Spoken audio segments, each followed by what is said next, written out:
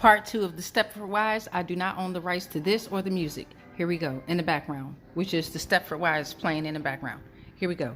As the story progresses, Joanna becomes convinced that the wives of Stepford are being poisoned or brainwashed into submission by the men's club.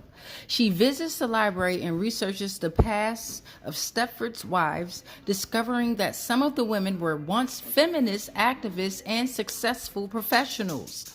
The leader of the men's club is a former Disney engineer. He's a former Disney engineer, and others are artists and scientists capable of creating lifelike robots.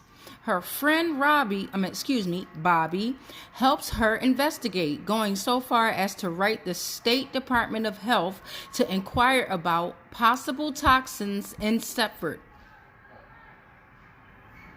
However, eventually, Bobby is also transformed into a docile housewife after a romantic gateway with her husband.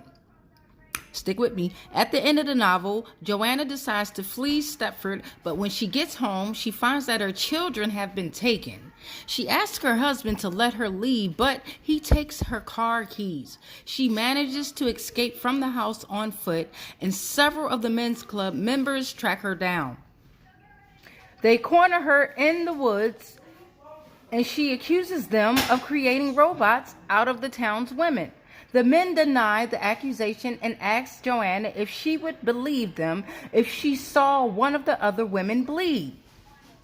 Joanna agrees, and they take her to Bobby's house. Bobby's husband and son are upstairs with loud rock music playing.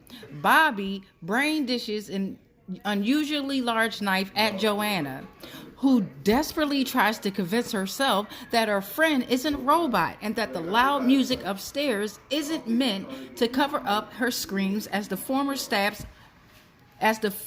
stabs her to death. Bobby beckons her closer and Joanna complies. Stick with me, 40 seconds left. In the story's epilogue, Joanna has become another Stepford wife, gliding through this local supermarket, having given up her career as a photographer because, as she puts it, housework's enough for me. Ruth Ann Hendry, a new resident and the first black woman in Stepford, appears poised to become the next victim. Then we go into themes. Michelle Arrow says, not only a satire of male fears of women's liberation, but a savage view of heterosexual marriage. In this telling, a man would rather kill his wife and replace her with a robot than commit to equality and recognize